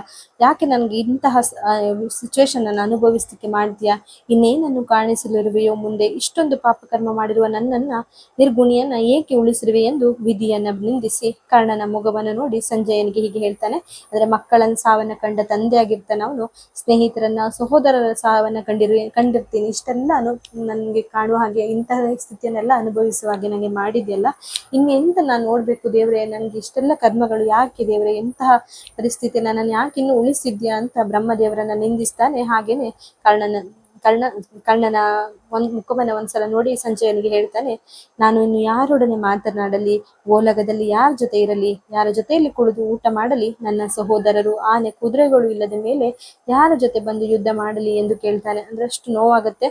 ಸ್ನೇಹಿತ ಇಲ್ಲದೆ, ಅವನ ಜೊತೆ ಇಲ್ಲದೆ ಹೇಗಿರ್ಲಿ? ತಮ್ಮಂದಿರದಿಲ್ಲದೆ ಹೇಗೆ ನಾನು ಓಲಗ ಅಂದ್ರೆ ಅವ್ರದ್ದು ಏನು ಸಭೆ ಸಮಾರಂಭಗಳಲ್ಲಿ ಹೇಗೆ ನಾನು ಕೂತ್ಕೊಳ್ಳಿ? ಅದೆಲ್ಲವನ್ನ ನೆನ್ಪು ಮಾಡ್ಕೊಂಡು ಸಂಜಯನ ಹತ್ರ ನೊಂದುಕೊಳ್ತಾನೆ. ಗೆಳೆಯನಾದ ಕರ್ಣನಿಗೆ ಒಳ್ಳೆಯ ಮೋಕ್ಷವೇನೋ ಸಿಕ್ಕಿತು, ಆದರೆ ಅದು ಗೆಳೆಯನಾದ ನನಗಾಗಲಿಲ್ಲ. ನನ್ನ ಕಣ್ಣೀರು ಪಾತಾಳವನ್ನ ಮುಟ್ಟುತ್ತಿದೆ. ಅವನನ್ನು ಕೊಟ್ಟಿದ್ದು ದುಃಖದ ಜಲಾಂಜಲಿ. ನಾನೇ ಅವನಿಗಾಗಿ ದುಃಖಿಸುವಂತಾಗಿದೆ. ನಾನು ಅವನಿಗೆ ಬೇರೆ ಯಾವ ಮಂಡಲಗಳನ್ನು ಕೊಡಲಿಲ್ಲ, ಆದರೆ ಅವನು ತನ್ನ ಪ್ರತಾಪವೆಂಬ ಅಗ್ನಿಯಿಂದ ಶತ್ರು ರಾಜನನ್ನು ಸುಟ್ಟರೆ ನಾನು ಅವನನ್ನು ಸಂಸ್ಕಾರದ ಅಗ್ನಿಯಿಂದಲೂ ಸುಡುತ್ತಿಲ್ಲ. ಕರ್ಣನು ನನಗೆ ಅತ್ಯಂತ ಪ್ರಿಯನಾದವನು, ನಾನು ಏನನ್ನು ಅವನಿಗೆ ಕೊಟ್ಟೆ ಎಂದು ಸಂಜಯನಿಗೆ ಹೇಳ್ತಾನೆ. ಅಂದ್ರೆ ಕರ್ಣನಿಗೆ ಮೋಕ್ಷ ಸಿಕ್ಕಿರುತ್ತೆ, ಆದ್ರೆ ಗೆಳೆಯನಾದ ನನ್ಗೇನು ಸಿಕ್ಕಿಲ್ಲ. ಅವನು ಎಷ್ಟು ಒಳ್ಳೆಯವನು. ನನ್ನ ಕಣ್ಣೀರಿವತ್ತು ಏನು ಪಾತಾಳವನ್ನ ಮುಟ್ಟುತ್ತಿದೆ. ನನ್ನಿಂದ ಅವನಿಗೆ ಏನು ಆಗ್ಲಿಲ್ಲ, ಅವನಿಂದ ನನ್ಗೆಲ್ಲವೂ ಸಿಕ್ಕಿದೆ, ನಾನು ಅವನಿಗೆ ಏನ್ ಕೊಟ್ಟೆ ಅಂತ ಸಂಜಯನ ಹತ್ರ ತನ್ನ ನೋವನ್ನ ಹೇಳ್ಕೊಳ್ತಾನೆ. ತನ್ನ ತಪ್ಪನ್ನ ಅವನು ಪುನಃ ಸಂಜಯನ ಎದುರುಗಡೆ ತೋಡ್ಕೊಳ್ತಾನೆ. ಇದನ್ನು ಕೇಳಿದ ಸಂಜಯ, ಪ್ರಭು, ಇಂದು ನೀವೇತಕ್ಕೆ ಇಷ್ಟೊಂದು ದುಃಖ ಪಡುತ್ತೀರಿ, ಪ್ರಲಾಪಿಸುತ್ತೀರಿ ಎಂದು ಪ್ರಶ್ನಿಸ್ತಾರೆ. ಕರ್ಣನ ಬಗೆಗೆ ಅನುಕಂಪವನ್ನಿಟ್ಟುಕೊಂಡು ನಿನ್ನ ಕಂಬನಿಯನ್ನ ಜಲದಾನ ಕೋಪವೆಂಬ ಅಗ್ನಿಯಿಂದ ದಹನ ಕ್ರಿಯೆಯನ್ನು ಗೆಳೆಯನಿಗೆ ಮಾಡಿರುವೆ. ಕುರುಕುಲಕ್ಕೆ ಕನ್ನಡಿಯಂತಿರುವ ನೀವು ಇನ್ನು ಕರ್ಣನನ್ನು ಮರೆತು ಬಿಡುವುದು ಒಳ್ಳೆಯದು ಅಂತಾರೆ. ಅಂದ್ರೆ ಕರ್ಣನ ಬಗ್ಗೆ ಅನುಕಂಪ ಇರುವುದೆಲ್ಲ ಸಹಜ, ಆದ್ರೆ ಇದೆಲ್ಲ ಆಗಿ ಹೋಗಿದೆ, ನೀವಿನ್ನು ಅವನನ್ನು ಮರೆತು ಬಿಡುವುದು ಒಳ್ಳೆಯದು ಅಂತ ಏನು ಸಂಜಯ ಹೇಳ್ತಾನೆ. ಹೆಂಗಸರು ಅಳುವ ರೀತಿಯಲ್ಲಿ ಪರಾಕ್ರಮಶಾಲಿಯಾದ ಶೌರ್ಯವಂತರು ಅಳುವುದಿಲ್ಲ. ಹೀಗೆ ದುಃಖಿಸ್ತಾ ಕೂತ್ಕೊಂಡ್ರೆ ನಿಮ್ಮ ಪರಾಕ್ರಮವನ್ನ, ಛಲವನ್ನ ಮುಂದುವರಿಸುವವರು ಯಾರು? ಕುರುಮಂಡಲದ ನೀನೆತ್ತುಕೊಂಡಿರುವ ಛಲವನ್ನು ಮರೆಯುವುದಿಲ್ಲವೇ? ನೀನೆತ್ತಿಕೊಂಡಿರೋ ಛಲ ಏನಿದೆ ಅದು ಮಾಡುವುದಿಲ್ವಾ ಎಂದು ಸಂಜಯ್ ಹೇಳ್ತಾನೆ. ಅಂದ್ರೆ ಹೆಂಗಸಳುವತ್ತಿರ್ತಾರ, ನೀನು ಅಳಬೇಡ, ನೀನು ನಿನ್ಗೆ ಇಷ್ಟೆಲ್ಲ ಶಪಥವನ್ನೆಲ್ಲ ಮಾಡಿದ್ದಿಲ್ಲ, ಅದನ್ನೆಲ್ಲ ಮುಂದೆ ಮಾಡ್ಕೊಂಡು ಹೋಗುವವರು ಯಾರು? ನೀನು ಧೈರ್ಯಶಾಲಿಯಾಗಿರ್ಬೇಕನ್ನೋದನ್ನೆಲ್ಲ ಸಂಜಯ ದುರ್ಯೋಧನನಿಗೆ ಹೇಳ್ತಾನೆ. ದುರ್ಯೋಧನ ಯಾವಾಗಲೂ ಮುಗುಳು ನಗೆಯಿಂದ, ಮನೋಹರವಾಗಿ ದಿಗ್ಗಜನಂತೆ ಗಂಭೀರವಾದ ನಡಿಗೆಯಿಂದ, ಕನಕ ಪರ್ವತದಂತೆ ಉನ್ನತವಾದ ಸೂರ್ಯಪುತ್ರ ಕರ್ಣನ ರೂಪು ಗೋಡೆಯನ್ನು ಬರೆದಿರುವ ಚಿತ್ರದಂತೆ ನನ್ನ ಮನಸ್ಸಿನ ಭಿತ್ತಿಯಲ್ಲಿ ಉಳಿದುಕೊಂಡಿದೆ. ಅಂದ್ರೆ ಹೀಗೆಲ್ಲ ಅವನು ಎಷ್ಟು ಸುಂದರವಾಗಿರುವಂತಹ ಕರ್ಣನನ್ನ ಏನು ಚಿತ್ರ ನನ್ನ ಮನಸ್ಸಿನಲ್ಲಿ ಇನ್ನೂ ಹಾಗೆ ಉಳ್ಕೊಂಡಿದೆ ಅಂತ ಹೇಳ್ತಾನೆ. ಅಂದ್ರೆ ಅವನ ಸುಂದರವಾದ ಮುಖ, ಅವನಿರುವಂತಹ ವ್ಯಕ್ತಿತ್ವ ಎಲ್ಲವೂ ಕೂಡ ಅವನ ಏನು ದುರ್ಯೋಧನನಿಗೆ ಇನ್ನೂ ಕೂಡ ಕಣ್ಣಲ್ಲಿ ಕಟ್ಟಿದ ಹಾಗೆ ಕಾಣ್ತದೆ. ಹಾಗೇನೆ ದೀಕ್ಷಾ ವಿಧಿಗಳಿಗೆ ಗುರುವಿನ ಹಾಗೆ, ಅಂದ್ರೆ ಎಂತಾದ್ರೂ ಕೆಲಸ ಮಾಡುವಾಗ ಗುರುವಿನ ಹಾಗೆ ಅವನಿಗೆ ಸಪೋರ್ಟ್ ಮಾಡ್ಕೊಂಡಿರ್ತಾನೆ. ಒಳ್ಳೆಯ ಕೆಲಸಗಳಲ್ಲಿ, ಆಲೋಚನೆಗಳಲ್ಲಿ ಮಂತ್ರಿಯ ಹಾಗೆ ದುರ್ಯೋಧನಿಗೆ ಸಹಕಾರ ಮಾಡ್ತಾನೆ ಕರ್ಣ. ಆಳುವ ರಾಜನಿಗೆ ರಕ್ಷಣೆ ಕೊಡುವ ಸೈನಿಕನಾಗಿರ್ತಾನೆ. ಅಂತರಂಗದ ನಮ್ರ ಸಚಿವನಾಗಿ, ಅಂದ್ರೆ ಅವನಿಗೆ ಏನಾದ್ರೂ ಮಾನಸಿಕವಾಗಿ ನೊಂದಿದಾಗ ಸಲಹೆ ನೀಡುವ ಮಂತ್ರಿಯಾಗಿ ಕರ್ಣ ಇರ್ತಾನೆ. ಕ್ರೀಡಾ ಮನೋಭಾವದ ವ್ಯಕ್ತಿಯಾಗಿ ಅತಿ ಗುರುತರವಾದ ಒದಗಿದಾಗ ಆನೆಯಂತಹ ಬಂಟನಾಗಿ, ಏನಾದ್ರು ಅತ್ಯಂತ ಕಷ್ಟವಾದ ಸಂದರ್ಭಗಳಲ್ಲಿ ಆನೆ ತರ ಬಂಟನಾಗಿ ಬಂದು ದುರ್ಯೋಧನನ ಜೊತೆ ನಿಲ್ಲುವಂತಹವನು ಕರ್ಣ. ಯುದ್ಧ ಒದಗಿದಾಗ ಯುದ್ಧ ಭೂಮಿಯಲ್ಲಿ ಅತಿಶಯ ಸಾಮರ್ಥ್ಯ ತೋರುವ ಯುದ್ಧ ವೀರನಾಗಿ, ಮೇಳದಲ್ಲಿ, ಪರಿಹಾಸದಲ್ಲಿ, ಜ್ಞಾನದಲ್ಲಿ ಎತ್ತರದಲ್ಲಿ ಎಲ್ಲದರಲ್ಲೂ ಅತ್ಯುತ್ತಮ ವ್ಯಕ್ತಿಯಾಗಿ ಜೊತೆಯಾಗಿದ್ದ ಕರ್ಣನನ್ನ ದುರ್ಯೋಧನ ಹೇಗೆ ಮರೆಯಲು ಸಾಧ್ಯ? ಅಂದ್ರೆ ದುರ್ಯೋಧನನ ಜೀವನದಲ್ಲಿ ಕರ್ಣನು ತುಂಬಾ ಪ್ರಭಾವ ಬೀರಿರ್ತಾನೆ. ಎಲ್ಲ ವಿಷಯದಲ್ಲಿ ದುರ್ಯೋಧನನಿಗೆ ಕರ್ಣನೇ ಬೇಕಾಗಿರ್ತದೆ. ಅಂತಹ ಕರ್ಣನನ್ನ ದುರ್ಯೋಧನ ಮರೆಯಲು ಸಾಧ್ಯವೇ? ಸಂಜಯ ಮರಿ ಅಂತ ಹೇಳಿದಾಗ ದುರ್ಯೋಧನ ಈ ತರ ಉತ್ತರ ಕೊಡ್ತಾನೆ, ನನಗೆ ಹೇಗೆ ಅಂತಹ ಒಂದು ಸಾಮ್ರಾಟನನ್ನ, ಅಂತಹ ವ್ಯಕ್ತಿಯನ್ನು ನಾನು ಹೇಗೆ ಮರೆಯುವುದು ಸಂಜಯ ಅಂತ ದುರ್ಯೋಧನ ಕೇಳ್ತಾನೆ. ಇಂದ್ರನ ಮಗ ಅರ್ಜುನನಿಗೆ ಸೂರ್ಯನ ಮಗ ಕರ್ಣನನ್ನ ಜಯಿಸುವುದು ಮುಖ್ಯವಾಗಿತ್ತು. ಆದರೆ ಕರ್ಣ ನನಗೆ ಕಣ್ಣಿನಲ್ಲಿ ಕಾಣುತ್ತಿಲ್ಲ, ಕಿವಿಯಲ್ಲಿ ಕೇಳುತ್ತಿಲ್ಲ, ಅವನು ಕಾಣುವುದಿಲ್ಲ, ಕೇಳುವುದಿಲ್ಲವೆಂದ ಮೇಲೆ ಸಮಚಿತ್ತನಾಗಿರುವುದು ಹೇಗೆ? ಕರ್ಣನ ವಿರಹದಿಂದ ಶೋಕದಿಂದ ಕೂಡಾಗಿರುವ ದುರ್ಯೋಧನನು ಇಂದ್ರನ ಮಗನಾದ ಅರ್ಜುನನ ಮೇಲೆ ಕೋಪಗೊಂಡು ಸೂರ್ಯಪುತ್ರನಾದ ಕರ್ಣನ ಗುಣ ಸಮೂಹಗಳನ್ನು ಸ್ಮರಿಸೋಣವೆಂದರೆ ಅದು ಕೈ ಮೀರಿ ಹೋಗುತ್ತಿದೆ. ನನ್ನ ಶೋಕ ಮಹಾಸಾಗರವನ್ನೇ ಹೀರುವಂತಿದೆ. ಸಮುದ್ರ ಒಳಗಿನ ಕೋಪಾಗ್ನಿ ಬೆಂಕಿಯಂತೆ ಬಡಬಾಗ್ನಿಯಂತೆ ಕಿಚ್ಚನ ಹೊತ್ತಿಸಿದೆ ಎಂದು ದುರ್ಯೋಧನ ನುಡಿಯುತ್ತಾನೆ. ಅಂದ್ರೆ ತನ್ನ ಪ್ರೀತಿ ಪಾತ್ರನಾದ ಕರ್ಣನ ಕಳೆ ಬರಹವನ್ನ ನೋಡಿ ಅವನ ಎಷ್ಟು ನೊಂದುಕೊಳ್ತಾನೋ ಅಷ್ಟೇ ಕಿಚ್ಚು ಅವನ ಎದೆಯಲ್ಲಿ ಉರಿಯುತ್ತದೆ. ಯಾಕಂದ್ರೆ ಇವನು ಕರ್ಣನನ್ನ ಕೊಂದ ಅರ್ಜುನನನ್ನ ನಾನು ಯಾವುದೇ ಕಾರಣಕ್ಕೂ ಬಿಡೋದಿಲ್ಲ. ಅಂತಹ ಸ್ನೇಹಿತನನ್ನ ನನಗೆ ಮರೀಲಿಕ್ಕೆ ಕೂಡ ಸಾಧ್ಯವಿಲ್ಲ. ನನ್ನ ಎದೆ ಒಳಗಡೆಯಿರುವ ಬೆಂಕಿ ನಂದಬೇಕಾದ್ರೆ ನನ್ನ ಅರ್ಜುನನನ್ನ ನಾನು ಕೊಲ್ಲೇಬೇಕು ಎಂದು ಇದು ನನ್ನ ಎದೆಯಲ್ಲಿ ಹೊತ್ತಿಸುವ ಕಿಚ್ಚು ಹೊತ್ತಿಸಿದೆ. ಇಂತಹ ಒಂದು ಪರಿಸ್ಥಿತಿ ನನಗೆ, ನನ್ನ ದುಃಖ ಅಥವಾ ಶೋಕ ಏನಿದೆ ಸಾಗರ ಆಗಿ ಹರಿತಾ ಇದೆ. ನನಗೆ ಯಾರನ್ನ ಮರೆತರೂ ಕೂಡ ನನಗೆ ನನ್ನ ಪ್ರೀತಿಯ ಸ್ನೇಹಿತ ಕರ್ಣನನ್ನ ನನಗೆ ಮರೀಲಿಕ್ಕೆ ಸಾಧ್ಯವಾದ ಸಂಜಯ ಎಂದು ಕೇಳ್ತಾನೆ. ಸೊ ಓವರ್ ಆಲ್ ಇದೇನು ಚಾಪ್ಟರ್ ಇದೆ, ದುರ್ಯೋಧನನ ವಿಲಾಪ. ಅಂದ್ರೆ ಈ ಕುರುಕ್ಷೇತ್ರ ಯುದ್ಧ ಆದ ನಂತರ ಎಷ್ಟೊಂದು ಸಾವು ನೋವು, ಸೈನಿಕರು, ಆನೆ, ಕಾಲಾಳು, ಕುದುರೆಗಳು ಎಲ್ಲರೂ ಕೂಡ ಎಷ್ಟೋ ಸಾವು ನೋವು, ಎಷ್ಟು ಲೆಕ್ಕವಿಡದಷ್ಟು ಸಾವು ನೋವುಗಳಾಗ್ತದೆ. ಅಂತಹ ಎಲ್ಲ ಸಾವುಗಳನ್ನು ನೋಡಿ ದುರ್ಯೋಧನ ತುಂಬಾ ದುಃಖಕ್ಕೀಡಾಗ್ತಾನೆ. ಎಲ್ಲರೂ ಕೂಡ ಈ ಸಾವು ನೋವುಗಳಿಂದ ತುಂಬಾ ಮನಸ್ಸಿಗೆ ನೋವನ್ನ ಪಟ್ಟಿರ್ತಾರೆ. ಇಂತಹ ಸಂದರ್ಭದಲ್ಲಿ ಏನು ಗಾಂಧಾರಿ ಮತ್ತೆ ಧೃತರಾಷ್ಟ್ರ ಸಂಧಾನ ಮಾಡಿಕೊಳ್ಳು, ಇನ್ನು ಪಾಂಡವರ ಜೊತೆ ಸಂಧಾನ ಆಗು ಅಂತ ಕೇಳ್ತಾರೆ. ಆದ್ರೆ ಆ ಕ್ಷಣದಲ್ಲಿ ಸಂಧಾನಕ್ಕೆ ಒಪ್ಪುವುದಿಲ್ಲ ದುರ್ಯೋಧನ. ಅಂತಹ ಸಂದರ್ಭದಲ್ಲಿ ಹೋಗಿ ಭೀಷ್ಮಾಚಾರ್ಯರ ಸಹಕಾರವನ್ನ ಅಥವಾ ಸಹಾಯವನ್ನ ಅಥವಾ ಮುಂದೇನು ಮಾಡಬೇಕೆನ್ನುವುದನ್ನ ಭೀಷ್ಮಾಚಾರ್ಯರಲ್ಲಿ ಕೇಳು ಎಂದು ಧೃತರಾಷ್ಟ್ರ ಮತ್ತೆ ಗಾಂಧಾರಿ ದುರ್ಯೋಧನನಿಗೆ ಹೇಳುವಾಗ ದುರ್ಯೋಧನ ತನ್ನ ಜೊತೆ ಸಂಜಯನೊಡನೆ ರಣರಂಗದಲ್ಲಿ ಹೋಗ್ತಾನೆ ಭೀಷ್ಮಾಚಾರ್ಯರನ್ನ ಮೀಟ್ ಆಗ್ಲಿಕ್ಕೆ. ಆ ರಣರಂಗದಲ್ಲಿ ಹೋಗ್ತಾ ಇರುವಾಗ ಅವನೇನು ನೋಡ್ತಾನೆ, ಅಷ್ಟು ಜನರ ಕಳೆ ಬರಹ ಏನಿದೆ ಅದೇ ಆ ಕಳೆ ಬರಹನ ನೋಡಿ ಅವನಿಗೆ ಏನೆಲ್ಲ ಅನಿಸ್ತದೆ ಅದೇ ದುರ್ಯೋಧನನ ವಿಲಾಪವಾಗಿರ್ತದೆ. ಅವನು ಯಾರನ್ನೆಲ್ಲ ನೋಡ್ತಾನೆ, ಮೊದಲು ದ್ರೋಣಾಚಾರ್ಯರನ್ನ ನೋಡ್ತಾನೆ, ನಂತರ ಅಭಿಮನ್ಯುವನ್ನ ನೋಡ್ತಾನೆ, ಹಾಗೇನೆ ಮುಂದೆ ಬಂದು ತನ್ನ ಮಗ ಲಕ್ಷ್ಮಣನನ್ನ ನೋಡ್ತಾನೆ, ಹಾಗೇನೆ ಲಕ್ಷ್ಮಣನ ನಂತರ ದುಶ್ಯಾಸನನನ್ನ ನೋಡ್ತಾನೆ, ತಮ್ಮನಾದ ದುಶ್ಯಾಸನನನ್ನ ನೋಡ್ತಾನೆ, ನಂತರ ತನ್ನ ಪ್ರೀತಿಯ ಮಿತ್ರನಾದ ಕರ್ಣನನ್ನ ನೋಡ್ತಾನೆ. ಸೊ ನಿಮ್ಗೆ ಈ ಚಾಪ್ಟರ್ ತುಂಬಾ ಇಂಪಾರ್ಟೆಂಟ್ ಆಗಿರ್ತದೆ, ದುರ್ಯೋಧನನ ವಿಲಾಪ. ನೀವಿಲ್ಲಿ ಕಂಪ್ಲೀಟ್ ಆಗಿ ಏನಾಗುತ್ತೆ ಅಂದ್ರೆ ಫಸ್ಟ್ ನೀವೇನ್ ಬರಿಬೇಕು ಅಂದ್ರೆ ದುರ್ಯೋಧನನ ವಿಲಾಪದ ಬಗ್ಗೆ ರನ್ನ ಏನು ಬರ್ದಿರುವಂತಹ ಈ ಕೃತಿದ ಸಾಹಸ ಭೀಮ ವಿಜಯದಿಂದ ತೆಗೆದುಕೊಳ್ಳಲಾಗಿದೆ ಅಂತ ಬರೆದು, ಆಮೇಲೆ ಹಿನ್ನೆಲೆಯನ್ನ ಬರಿಬೇಕಂದ್ರೆ ಕುರುಕ್ಷೇತ್ರ ಯುದ್ಧ ಎಲ್ಲ ನಡೆಯುವಾಗ ಸಂಧಾನಕ್ಕೆ ಕಳಿಸ್ತಾರೆ ಅಪ್ಪ ಅಮ್ಮ ಧೃತರಾಷ್ಟ್ರ ಮತ್ತೆ ಗಾಂಧಾರಿ. ಆದ್ರೆ ಯಾರು ದುರ್ಯೋಧನ ಸಂಧಾನಕ್ಕೆ ಒಪ್ಪುವುದಿಲ್ಲ. ನಂತರ ಭೀಷ್ಮಾಚಾರ್ಯರ ಸಹಾಯವನ್ನ ಕೇಳಲಿಕ್ಕೆ ಅಥವಾ ಮುಂದೆ ಸಲಹೆಯನ್ನ ಕೇಳಲಿಕ್ಕೆ ಹೋಗು ಅಂತ ತಂದೆ ತಾಯಿ ಹೇಳಿದಾಗ ದುರ್ಯೋಧನ ತನ್ನ ಮಿತ್ರನೊಡನೆ ಸಂಜಯನೊಡನೆ ಹೋಗ್ತಾನೆ. ರಣರಂಗದಿಂದ ಮುಂದೆ ನಡ್ಕೊಂಡು ಹೋಗ್ತಾ ಇರ್ತಾನೆ ಭೀಷ್ಮಾಚಾರ್ಯರನ್ನ ಮೀಟ್ ಆಗ್ಲಿಕ್ಕೆ. ಇನ್ನೇನ್ ನಾನು ಮುಂದೆ ಮಾಡ್ಬೇಕು ಎನ್ನುವುದು ಕೇಳಲಿಕ್ಕೆ ಮುಂದೆ ಹೋಗ್ತಾ ಇರ್ತಾನೆ. ಅಂತ ಸಂದರ್ಭದಲ್ಲಿ ಅವನು ನೋಡುದು 5 ಜನರ ಕಳೆ ಬರಹವನ್ನ. ಆ 5 ಜನರ ಹೆಸರನ್ನ ನೀವು ಬರೆದು ಫಸ್ಟ್ ದ್ರೋಣಾಚಾರ್ಯನ ನೋಡ್ತಾನೆ, ಸೆಕೆಂಡ್ ಅಭಿಮನ್ಯು. ಇದನ್ನ ನೀವು ನೆನ್ಪಿಟ್ಕೋಬೇಕು, 1 by 1 ಪಾಯಿಂಟ್ ವೈಸ್ ಬರಿಬೇಕು. ದ್ರೋಣಾಚಾರ್ಯರನ್ನ ನೋಡ್ತಾನೆ, ನಂತರ ಅಭಿಮನ್ಯುವನ್ನ ನೋಡ್ತಾನೆ, ನಂತರ ತನ್ನ ಮಗ ಲಕ್ಷ್ಮಣನನ್ನ ನೋಡ್ತಾನೆ, ಆಮೇಲೆ ತನ್ನ ಸಹೋದರನಾದ ದುಶ್ಯಾಸನನನ್ನ ನೋಡ್ತಾನೆ, ನಂತರ ತನ್ನ ಪ್ರೀತಿಯ ಸ್ನೇಹಿತನಾದ ಕರ್ಣನನ್ನ ನೋಡ್ತಾನೆ. ಸೊ ಈ 5 ಜನರನ್ನ ನೋಡುವಾಗ 5 ಜನರ ಬಗ್ಗೆ ಬರಿಬೇಕಾಗ್ತದೆ. ದ್ರೋಣನನ್ನು ನೋಡಿದಾಗ ಏನೆಲ್ಲ ಹೇಳ್ತಾರೆ, ಅಭಿಮನ್ಯು ಸಾಹಸವನ್ನ ಬರಿಬೇಕು, ಆಮೇಲೆ ಲಕ್ಷ್ಮಣ ಮಗ ಸತ್ತಾಗ ತಂದೆಯ ನೋವು ಎಷ್ಟೇನಿರ್ತದೆ ಅದನ್ನೆಲ್ಲ ಬರಿಬೇಕು, ಆನಂತರ ತನ್ನ ಪ್ರೀತಿಯ ಸಹೋದರನ ಬಗ್ಗೆ ಬರಿಬೇಕು, ಆ ನಂತರ ಕರ್ಣನ ಬಗ್ಗೆ ಬರಿಬೇಕಾಗ್ತದೆ. ಕರ್ಣನ ಸಾಧನೆಗಳು, ದುರ್ಯೋಧನನಿಗೆ ಕರ್ಣ ಎಷ್ಟು ಪ್ರಮುಖ ವ್ಯಕ್ತಿಯಾಗಿರ್ತಾನೆ ಅದನ್ನೆಲ್ಲ ಬರೆದು ಅವನ ಏನು ಪ್ರಲಾಪ ಏನಿದೆ ಅಥವಾ ಅವನ ವಿಲಾಪ ಏನಿದೆ, ಅವನ ನೋವು ಏನಿದೆ, ನೊಂದುಕೊಳ್ಳುವುದೇನಿದೆ ಅದನ್ನೆಲ್ಲ ಬರಿತಾ ಹೋಗ್ಬೇಕಾಗ್ತದೆ. ಸೊ ಇದೊಂದು ಚಾಪ್ಟರ್ ತುಂಬಾ ಇಂಪಾರ್ಟೆಂಟ್ ಆಗಿದೆ, ಕಥಾ ರೂಪದಲ್ಲಿ ನಾನು ನಿಮ್ಗೆ ಇಲ್ಲಿ ಹೇಳಿದ್ದೇನೆ. ಸೊ ಇದನ್ನೆಲ್ಲವನ್ನ ನೀವು ಒಂದ್ಸಲ ಕೇಳಿಸ್ಕೊಂಡು ಅವನ ನೋವನ ವಿಲಾಪವನ್ನ ಬರಿತಾ ಹೋಗ್ಬೇಕು. ಎಲ್ಲ ಇದು ನೀವು ಇಲ್ಲಿ ಜಸ್ಟ್ ಬೇಕಾಗಿದ್ದು ಹಿನ್ನೆಲೆ. ಅಮ್ಮ ಅಪ್ಪ ಕಳಿಸ್ತಾರೆ ಭೀಷ್ಮಾಚಾರ್ಯರ ಹತ್ರ ಹೋಗ್ಲಿಕ್ಕೆ, ಗೆಳೆಯ ಸಂಜಯನೊಡನೆ ಹೋಗ್ತಾ ಇರ್ತಾನೆ. ಆಗ ಒಬ್ಬರೊಬ್ಬರನ್ನ ನೋಡ್ತಾನೆ, ದ್ರೋಣ, ಅಭಿಮನ್ಯು, ಲಕ್ಷ್ಮಣ, ದುಶ್ಯಾಸನ ಮತ್ತೆ ಕರ್ಣನನ್ನ ನೋಡ್ತಾನೆ. ಇದಿಷ್ಟು ಜನರನ್ನ ನೋಡುವಾಗ ಅವನ ದುಃಖ ಯಾವ ರೀತಿ ಹೊರಗಡೆ ಬರ್ತದೆ ಎನ್ನುವುದನ್ನ ನೀವಿಲ್ಲಿ ಬರೀತಾ ಹೋಗ್ಬೇಕಾಗ್ತದೆ. ಈ ಪಠ್ಯಭಾಗ ನಾನು ಎಕ್ಸ್ಪ್ಲೇನ್ ಮಾಡೋದೇನಿದೆ ನಿಮ್ಗೆ ಅರ್ಥ ಆಗಿದೆ ಅಂತ ಅನ್ಕೊಳ್ತೀನಿ. ಖಂಡಿತ ಇದೊಂದು ಚಾಪ್ಟರ್ನ ನೀವು ಓದ್ಕೊಳ್ಳಬೇಕು. ಇದು 10 ಅಥವಾ 15 ಮಾರ್ಕ್ಸ್ಗೆ ಬರುವಂತ ಕ್ವಶನ್ಸ್ ಆಗಿರೋದ್ರಿಂದ ನೀವು ಇದನ್ನ ಓದ್ಕೊಂಡ್ರೆ ನಿಮ್ಗೆ ಪಾಸ್ ಆಗ್ಲಿಕ್ಕೆ ತುಂಬಾ ಈಸಿ ಆಗುತ್ತದೆ. ಧನ್ಯವಾದಗಳು ಸ್ನೇಹಿತರೆ.